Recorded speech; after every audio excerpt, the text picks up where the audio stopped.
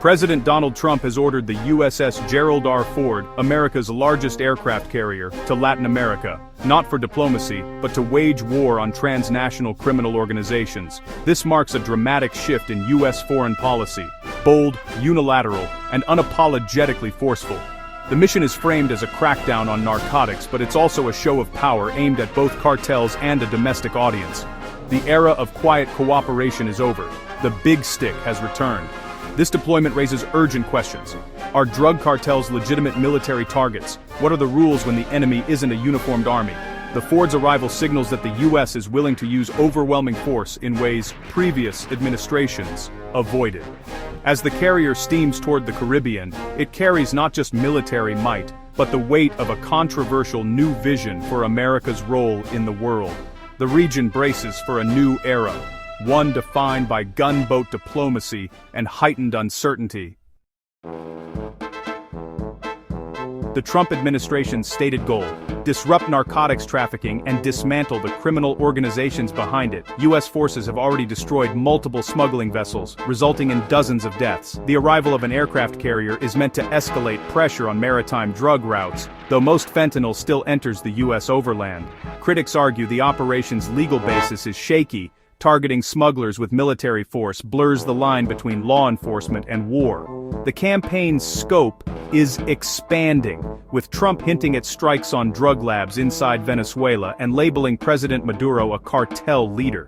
This aggressive approach has drawn sharp criticism, raising concerns about sovereignty, legality, and the risk of unintended escalation. The mission exists in a legal and ethical gray zone, setting a precedent with unpredictable consequences. The U.S. has assembled a formidable armada in the Caribbean, led by the USS Gerald R. Ford and its carrier strike group. The force includes destroyers, cruisers, littoral combat ships, and the Iwo Jima amphibious group with Marines ready for ground operations. Special operations forces, including the secretive MV Ocean Trader and elite Night Stalkers, are on station for direct action raids. F-35 fighter jets are deployed to Puerto Rico, putting targets across the region within reach. A new joint task force, led by Marine Lothar General Calvert Worth, coordinates over 10,000 U.S. personnel. This is no routine patrol. It's a major military operation designed for dominance. The message is clear. The U.S. is prepared to use overwhelming force against criminal networks. Regional governments are forced to respond, as the balance of power shifts dramatically. The Caribbean has become the stage for America's most aggressive anti-cartel campaign yet.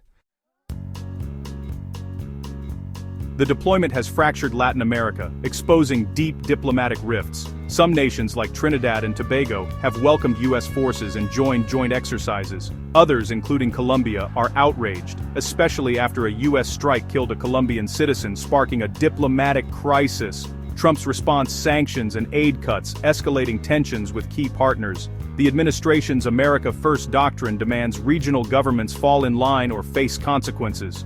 By tying the operation to regime change in Venezuela, the U.S. has alarmed neighbors and destabilized regional cooperation. Institutions for peaceful dialogue are sidelined as countries are forced to choose sides.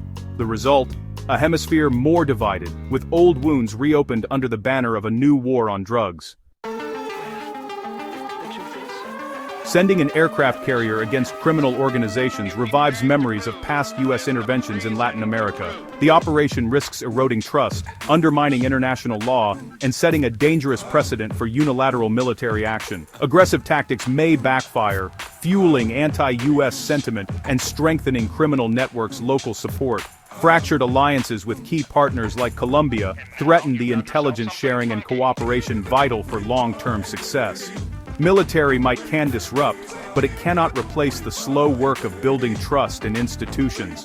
The Ford's deployment may be remembered less for stopping drugs and more for deepening regional divides and instability. As the carrier sails on, it carries the potential to reshape the future of U.S.-Latin American relations, for better or worse.